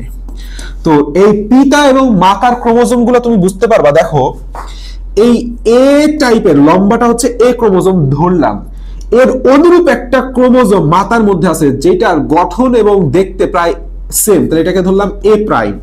তাহলে এ এবং এ প্রাইম গুলাকে বলা হয় হচ্ছে সমসংস্থ বা হোমোলোগাস ক্রোমোজোম। সমসংস্থ বা হোমোলোগাস ক্রোমোজোম। কি বলছি? বোঝা গেছে? অর্থাৎ একই গঠন, আকার, আকৃতি ও জিনের সজ্জা বিন্যাস যাদের সেম, কিন্তু ক্রোমোজোম দুটো ভিন্ন জায়গা থেকে আসছে। একটা আসছে পিতা থেকে আর একটা আসছে মাতা থেকে। তখন এই ক্রোমোজোম জোড়াকে পরস্পরের হোমোলোগাস ক্রোমোজোম বলে। তাহলে কি বলছি? দুইটা সেট, দুইটা আলাদা ভিন্ন উৎস থেকে, পিতা এবং মাতা থেকে আগত দুইটা ক্রোমোজোমের গঠন, আকার, আকৃতি এবং জিনের বিন্যাস যখন অনুরূপ হয়, তখন পরস্পরকে কি বলা হয়? Homologous chromosome. তারপরে ধরো এই ছোট লাল কালারের যে ক্রোমোজোমটা দেখতেছে, এটাকে বি ধরলাম। তাহলে এটার অনুরূপ কোনটা? এটা বি প্রাইম। তাহলে এ আর এ প্রাইম এরা হোমোলোগাস, আবার বি আর বি প্রাইম এরা আবার হোমোলোগাস। কথা বোঝা গেছে? তো আমাদের জাইগোটিনে কি হয়? এরা পরস্পর আকর্ষিত হয়। আকর্ষিত হওয়ার কারণে আলটিমেটলি আমার চিত্রটা কিরকম হয়ে যায়? আমার চিত্রটা এরকম হয়ে যায়। ধরো এইখানে পিতারটা আছে, এইখানেও পিতারটা আছে, তাই না? কিন্তু কাহিনী হয়েছে কি? মাতারটা পিতারটা একসাথে আছে, অর্থাৎ হোমোলোগাস ক্রোমোজোমগুলা একসাথে হয়ে গেছে। হোমোলোগাস ক্রোমোজোমগুলো একসাথে হয়ে গেছে। এ প্রাইম, বি প্রাইম হয়ে গেছে। অর্থাৎ কি হয়েছে? জোর বাঁধছে। এই জোর বাঁধার প্রক্রিয়াটাকে বলা হয় হচ্ছে সিন্যাপসিস। কি বলা হয়? সিন্যাপসিস। খেয়াল করতেছো? সিন্যাপসিস বলা হয়। এন্ড মোস্ট ইম্পর্টেন্টলি প্রতিটি জোর বাঁধা ক্রোমোজোম জোরকে বলা হয় বাইভ্যালেন্ট। বাই মানে কি? দুইটা, ভ্যালেন্ট মানে ভ্যালেন্সি, বুঝতেই পারতেছো। মানে এই যে যুগল, এই যে ক্রোমোজোম যুগলগুলা, এই যে ক্রোমোজোম যুগলগুলা, এই ক্রোমোজোম যুগল কোন কালার দিয়ে দেখাই? হ্যাঁ, এই কালার দিয়ে দেখে। এই যে ক্রোমোজোম যুগলটা, এই যে একটা, সরি, এই যে ক্রোমোজোম যুগলটা, শিট, লম্বা বড় হইতেছে কেন? হ্যাঁ, এখন ঠিক আছে। এই একটা ক্রোমোজোম যুগল, আবার এই একটা ক্রোমোজোম যুগল। তাহলে এরা পরস্পরে কি বলতেছি? এদেরকে বলা হইতেছে অ্যাকচুয়ালি বাইভ্যালেন্ট। এদেরকে বলা হইতেছে অ্যাকচুয়ালি বাইভ্যালেন্ট। কথা মনে থাকবে? এরা হচ্ছে একত্রে এদেরকে বলা হয় বাইভ্যালেন্ট, এরাও বাইভ্যালেন্ট। তাহলে কথাটা বুঝো সুন্দর করে যে একত্রে এদেরকে বলা হয় বাইভ্যালেন্ট, আর বাইভ্যালেন্টের প্রত্যেকটা ক্রোমোজোমকে একে অপরের কি বলা হয় হোমোলোগাস ক্রোমোজোম। আর এই যে জোড় বাঁধলো, উপরের দিকে ছিল বেজোড় অবস্থায়, জোড়াবিহীন অবস্থায়, এখন যে জোড়টা বাঁধলো, জোড় বাঁধার কারণে কি হয়েছে, এই জোড় বাঁধার প্রক্রিয়াটাকে কি বলা হয় সিন্যাপসিস বলা হয়। কি বলা হয় সিন্যাপসিস বলা হয়। ঠিক আছে, এই কথাগুলাই বললাম অ্যাকচুয়ালি আমাদের ভেতরে লেখছে, আর কিচ্ছু এখান থেকে পড়া লাগবে না, ছবিটা এঁকে দিলাম। প্যাকাইটিন অবস্থায় জাস্ট দুইটা কথা মনে রাখবা। প্যাকাইটিনের অবস্থায় কি বলছি, দুইটা কথা, একটা হচ্ছে টেট্রার দশা, একটা কি দশা ভাই, একটা হচ্ছে টেট্রার দশা, আর একটা হচ্ছে কায়াজমা বা ক্রসিং ওভার। কায়াজমা বা ক্রসিং ওভার। প্যাকাইটিন দশায় জাস্ট এই দুইটা জিনিস তোমার মনে থাকলেই তুমি বানায় লিখে আসতে পারবা। ঘটনা কি হয়েছে দেখো, ঘটনা হচ্ছে তুমি এই যে এটা তো আমাদের জাইগোটিন অবস্থায় আছে তাই না, এটা তো আমাদের জাইগোটিন অবস্থায় আছে, তাহলে এটা ধরলাম আমাদের জাইগোটিন। জাইগোটিনের পরে কি লেজ পাকায় ডিগবাজি দেয়, তাহলে লেজ পাকাতে হচ্ছে প্যাকাইটিন। তো প্যাকাইটিনে কি হবে, ধরো আমি লাল ক্রোমোজোমটা এইদিকে নিয়ে আসলাম, একটু বড় করে আঁকলাম, লাল ক্রোমোজোমটা আমি বড় করে আঁকলাম। তো এই লাল ক্রোমোজোম সেন্টোমিয়ার ব্যতীত ওই যে মনে আছে প্রোফেজ দশায় কি হয়েছিল, লম্বালম্বি ভাবে বিভক্ত হয়ে গেছিল না, ফলে লম্বালম্বি ভাবে যখন বিভক্ত হয়েই যায় তখন লাল ক্রোমোজোমটা দেখতে কিরকম হবে, এই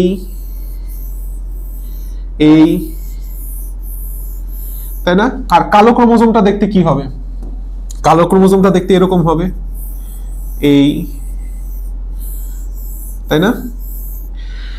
তাহলে প্রত্যেকটা ক্রোমোজোমে কয়টা করে ক্রোমাটিড অবস্থা, একটা ক্রোমাটিড, এইটা দুইটা, এটা তিনটা, এটা চারটা, টোটাল চারটা, একটা টোটাল লম্বা একটা, দ্বিতীয় দুইটা টোটাল লম্বা একটা, ঠিক অনুরূপ ভাবে এই পাশেও 3 এবং 4, অর্থাৎ 4টা করে ক্রোমাটিড পাওয়া যাইতেছে প্রত্যেকটা ক্রোমোজোম জোড়াতে। আগে তো এরা এই যে দুইটা ক্রোমোজোম ছিল, তাহলে দুইটা ক্রোমোজোমে কয়টা ক্রোমাটিড পাইছি, 4টা। এই দশাটাকে বলা হয় হচ্ছে টেট্রার দশা। কি দশা, টেট্রার দশা। এখন আমি তো আগেই বলছি যে এই যে সমস্ত ক্রোমোজোম গুলোর মধ্যে খুবই আকর্ষণ ঘটে, অর্থাৎ একে অপরকে ভালোবাসতে চায়। তো ভালোবাসতে একে অপরের সাথে কি হয়ে যায়, লেগে যায়। দেখো আমি একটু ছোট্ট করে এই জায়গাটা মুছে আবার নতুন করে আঁকি তোমাদের বোঝার সুবিধার্থে। আমি কি বলছি, ভালোবাসতে এক পর্যায়ে পরস্পরের সাথে লেগে যায়, অর্থাৎ এরকম একটা সিকোয়েন্স তুমি দেখতে পাবা। এই জায়গাটায় এরকম একটা সিকোয়েন্স তুমি দেখতে পাবা, এই একটা দশা এবং এই একটা দশা। দেখো এই জায়গাটায় একটা এক্স আকৃতির অঞ্চল তৈরি হয়েছে কি হয় নাই, এই এক্স আকৃতির যে অঞ্চলটা, এই এক্স আকৃতির টোটাল যে অঞ্চলটা, এই অঞ্চলটাই অ্যাকচুয়ালি এই যে টোটাল এক্স আকৃতির অঞ্চলটা এখানে গঠন হইলো, আমি একটু মার্ক করে দেই হলুদ কালার দিয়ে, দেখতে সুবিধা হবে। এই যে গঠনটা তোমার এখানে হইলো, এই টোটাল গঠনটাই অ্যাকচুয়ালি কে বলা হয় হচ্ছে কায়াজমা। কি বলা হয়, কায়াজমা বলা হয়। কি বলা হয়, কায়াজমা বলা হয়। মুখস্থ করো, কায়াজমা। এখন কায়াজমার পরে আছে ক্রসিং ওভার, যেটা আমরা অটোমেটিক্যালি অধ্যায়ের শেষেই পড়বো। তাহলে আশা করি আমরা প্যাকেটিন উপপর্যায়ে কি কি লিখবো, কিভাবে ছবিটা আঁকবো বুঝতে পারছি। ছবি নিচের দিকে দিয়ে আছে, পরবর্তী পৃষ্ঠায় সুন্দরভাবে দেখে এঁকে ফেললেই হবে। এই যে প্যাকাইটিন আর প্যাকাইটিন পর্যায়ে দেখছো পরস্পরের সাথে লেগে আছে। সো এখন কাহিনী তুমি দেখো ডিপ্লোটিনে কি হবে, ডিপ হবে। অর্থাৎ তুমি একটা জিনিস খেয়াল করো তো, এই ছবিটার দিকেই তাকাও, আমি যে ছবিটা আঁকছি সেই ছবিটার দিকেই তাকাও। এই জায়গাটায় মনে হইতেছে না ক্রোমোজোমে একটা কলিশন ঘটছে, অর্থাৎ একটা অপরটার সাথে লাগে গেছে এইভাবে, মানে কি হাতটা এইভাবে লাগে গেছে না। তাহলে এইখানে একটা কি সৃষ্টি হয়েছে, লুপ সৃষ্টি হয়েছে। একটা কি সৃষ্টি হয়েছে, মাঝখানে একটা লুপ সৃষ্টি হয়েছে। এই যে লুপ বিকর্ষণের কারণে দুটি কায়াজমার মধ্যবর্তী অংশে লুপের সৃষ্টি হয়। অর্থাৎ এখন তো পরস্পরের সাথে লেগে গেছে, যখন লেগে যাবে পরবর্তী থেকে তারা বিকর্ষণ শুরু করবে, সেন্টোমিয়ার থেকে পরবর্তী তারা বিপরীত দিকে সরতে থাকবে। তাহলে তুমি এই বিপরীত দিকে টানতে থাকো, ফলে কি হবে, এখানে মাঝখানে একটা ইউ আকৃতির অঞ্চল সৃষ্টি হবে, উল্টা ইউ আকৃতির অঞ্চল। এইটাকেই বলা হয়েছে হচ্ছে অ্যাকচুয়ালি লুপ। তো লুপ মনে রাখবা, লুপ যদি একটা থাকে তাহলে 180 ডিগ্রি, যদি দুইটা থাকে 90 ডিগ্রি ঘটে। এন্ড মোস্ট ইম্পর্টেন্টলি এই যে লুপটাকে তুমি যখন এই দুইটা জিনিস ধরে টান দিতেছো, লুপটা তো আস্তে আস্তে আস্তে আস্তে উপরের দিক ছড়তে থাকবে, আস্তে আস্তে কি করবে, উপরের দিক চলতে থাকবে না। এটাকে বলা হয় প্রান্তিকীকরণ বা টার্মিনালাইজেশন। কি বলা হয়?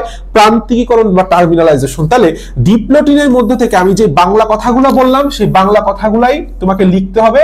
মোস্ট ইম্পর্টেন্টলি এই তিনটা কথা আমাদের ব্যাখ্যা করতে হবে। ডিপ্লোটিনে কি হয়? লুপ সৃষ্টি হয়, প্রান্তিকরণ হয়, আর কত ডিগ্রি কোণ তৈরি হয়। দুইটা থাকলে 90 ডিগ্রি, একটা থাকলে 180 ডিগ্রি। কাহিনী শেষ। ডায়াকাইনেসিস আসলে কিছুই না। ডায়াকাইনেসিস হচ্ছে এই উপপর্যায় ক্রোমোজোমগুলো আরো খর্বাকৃতি মোটা হয়, প্রান্তিকীকরণ আরো চলতে থাকে, বাইভ্যালেন্টের প্রতি ক্রোমোজোমের উপর ধাত্র জমা হয়, তখন ক্রোমাটিডগুলো আর বিভক্ত হয় না। ধাত্র মানে ম্যাট্রিক্স, সাইটোপ্লাজমীয় জাতীয় কিছু পদার্থ জমা হয়, ফলে দেখা যায় যে তারা যে বিভক্ত, তারা যে দুইটা আলাদা ক্রোমাটিড দেখা যায় না। এক সময় বাইভ্যালেন্টের নিউক্লিয়ার কেন্দ্রস্থল থেকে পরিধি দিকে চলে আসে, উপর্যায় শেষে নিউক্লিয়াস অদৃশ্য হয়ে যায় এবং নিউক্লিয়ার এনভেলপের অবলুপ্তি ঘটে এবং প্রাণীকোষ সেন্ট্রিওল মেরুতে পৌঁছায়। That's it. এখন তুমি একটা জিনিস চিন্তা করো যে দুই মেরুতে দুই দিকে দুইটা ক্রোমোজোম হয়ে গেছে। এখন মেটাফেজ দশায় কি হবে? অনুরূপভাবেই দুই মেরুব্যাপী কি হবে? দুই মেরুব্যাপী স্পিন্ডল ফাইবার সৃষ্টি হবে। মেটাফেজ, এখানে তো আর প্রো মেটাফেজ দশা নাই মিওসিসে। তাহলে মেটাফেজ দশায় দুই মেরুব্যাপী স্পিন্ডল ফাইবার সৃষ্টি হবে এবং ক্রোমোজোমগুলো দেখো বিষুবীয় তলে বিন্যস্ত করতেছে। এবং এক সেট ক্রোমোজোম এক মেরুর দিকে, আর এক সেট ক্রোমোজোম বিপরীত দিকে অবস্থান করতেছে। এবং ঠিক ওই মুহূর্তে আমার এই স্পিন্ডল ফাইবারগুলা মেরু উভমুখে চলন শুরু করে, অর্থাৎ সংকুচিত হতে থাকে। ফলে দেখো তুমি যদি এই সেন্টিমিটারটাকে ধরে আর এই সেন্টিমিটারটাকে টান দাও, সে কি এই ক্রোমোজোমটা এদিক আর এই ক্রোমোজোমটা এদিক চলতে থাকবে, অর্থাৎ তখন অ্যানাফেজ দশা শুরু হবে। ঠিক আগের মতোই খেয়াল করো, উপরের দিকে মাঝখানে ছিল উপরের দিকে উঠে গেছে, মাঝখানে ছিল নিচের দিকে চলে আসছে। এটাও সেম, মাঝখানে ছিল উপরের দিকে উঠে আসছে, মাঝখানে ছিল নিচের দিকে চলে আসছে। ফলে আমাদের ঠিক আগের মতোই সেন্টোমিয়ার অগ্রমুখী অর্থাৎ অগ্রগামী আর আমাদের ক্রোমোজোম অনুগামী হয়। এক্ষেত্রেও ঠিক আগের মতোই ভিএলজে বিভিন্ন আকার আকৃতি দেখা যায়। এন্ড মোস্ট ইম্পর্টেন্টলি দেখো আগের যে ক্রোমোজোমগুলা এই অঞ্চলে কয়টা ক্রোমোজোম ছিল? 1 2 3 4 চারটা। আর এখন এই জায়গায় উপরে হয়ে গেছে দুইটা, এই একটা ক্রোমোজোম, একটা ক্রোমোজোম, অর্থাৎ ক্রোমোজোম সংখ্যা প্রত্যেক পাশে অর্ধেক হয়ে গেছে। অর্থাৎ অ্যানাফেজ 1 এর বেলায় প্রত্যেক মেরুতে ক্রোমোজোম সংখ্যা 2n এর পরিবর্তে n হয়। This is the important thing. আর টেলোফেজ কি হবে? ঠিক প্রোফেসর উল্টা আমি আগেই বলছি, কি পয়েন্টগুলো মনে রাখবা যে ঠিক আমাদের যে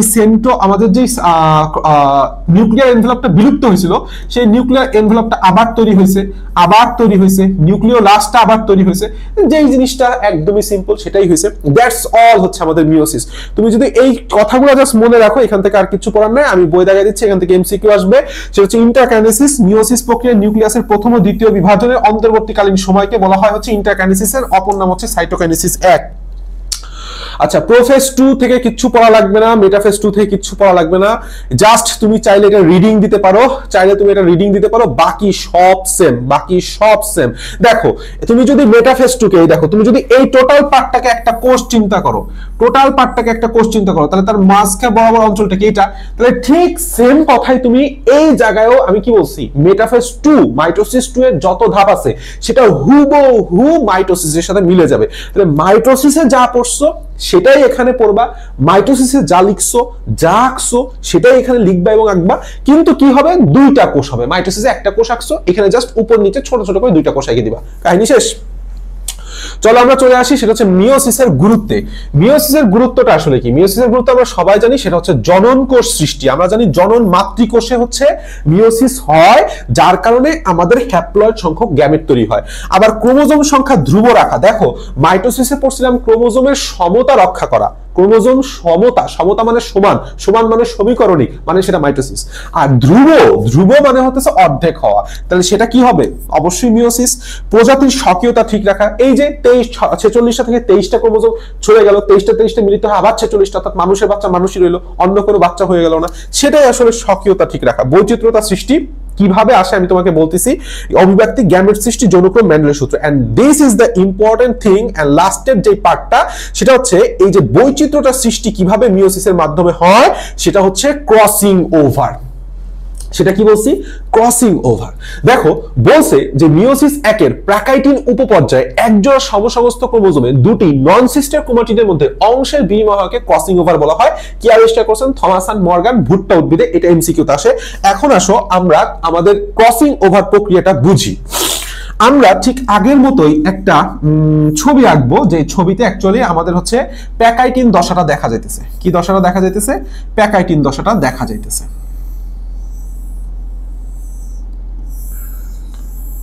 ধরো আমি একটা কায়াজমা নিছি। আমি কয়টা কায়াজমা নিছি? একটা কায়াজমা নিছি, ঠিক আছে?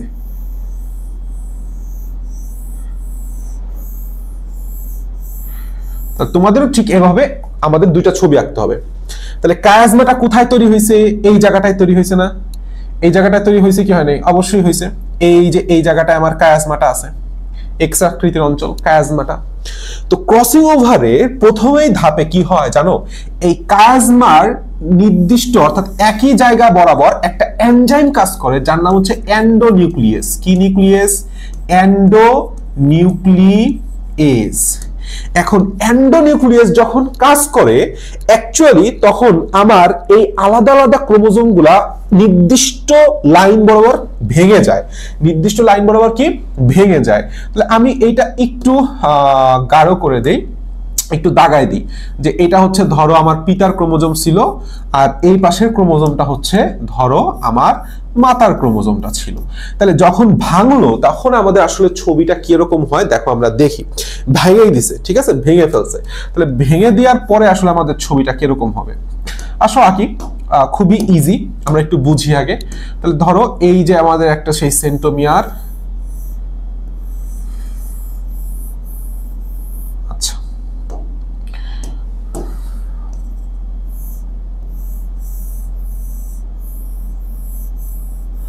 এইভাবে ক্রোমোজোম। তাহলে আলটিমেটলি আমার কাহিনী হইতেছে এই যে দেখো, এই যে এই বরাবরটা ক্রোমোজোমটা ভেঙে গেছে নিউক্লিয়াস এন্ডোনিউক্লিয়াস এনজাইমের কারণে। এই বরাবর আমার ক্রোমোজোমটা ভেঙে গেছে, এই হচ্ছে ক্রোমোজোম। এখন কথা হচ্ছে ভাইয়া সরি, সিস্টার ক্রোমাটিড কি নন সিস্টার ক্রোমাটিড কি বলতো? সিস্টার মানে কি? সিস্টার মানে হইতেছে বোন, মানে তারা একই মায়ের সন্তান। তো দেখো এইটা একটা ক্রোমাটিড, ধরো এটা C1, এটা C2, ক্রোমাটিড 2। এরা কি একই ক্রোমোজোমের অন্তর্ভুক্ত, তার মানে একই মায়ের সন্তান। তাহলে C1 আর C2 এরা হইতেছে সিস্টার ক্রোমাটিড। এরা কি ক্রোমাটিড? Sister chromatid. আবার অনুরূপভাবে ধরো এটা হচ্ছে C3, এটা হচ্ছে C4। অনুরূপভাবে C3 C4 এই দুইটাও সিস্টার ক্রোমাটিড, কারণ এরা একই ক্রোমোজোম থেকে বা একই মায়ের থেকে তৈরি হয়েছে সন্তান।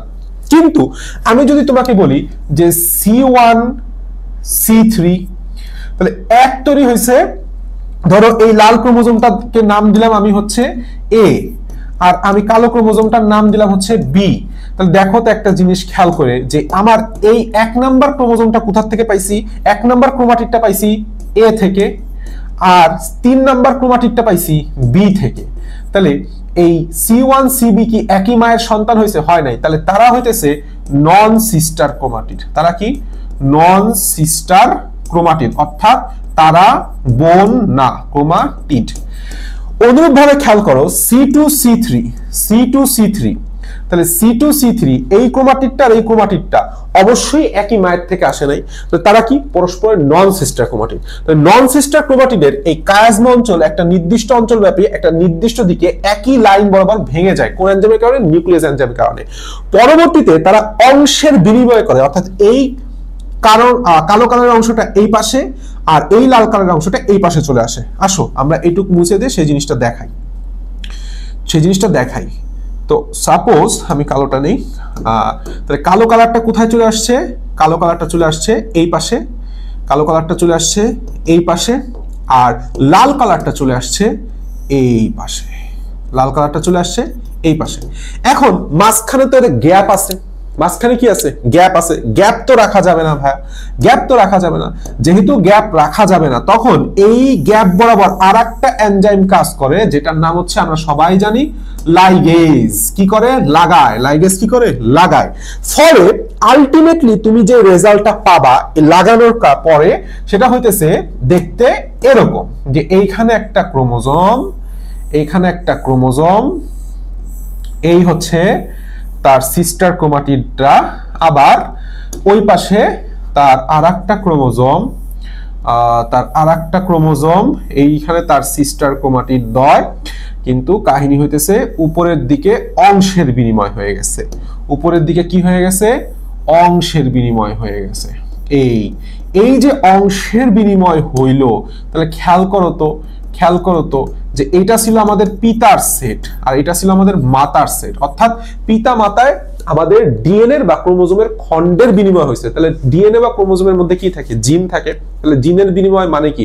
বৈচিত্র্যতা সৃষ্টি। জিনের বিনিময় মানে কি? বৈচিত্র্য সৃষ্টি। এই ক্রোমোজোমটা কি ঠিক আগে পিতার মতো ক্রোমোজোমে আর থাকলো? আর কি থাকলো? থাকলো না। আর কি থাকলো? ঠিক আগে কি ছিল? একদম রেড। তাহলে রেডের মাঝখানে কালো এসে গেছে, কালোর মাঝখানে রেড, নতুন বৈশিষ্ট্য এসে গেছে।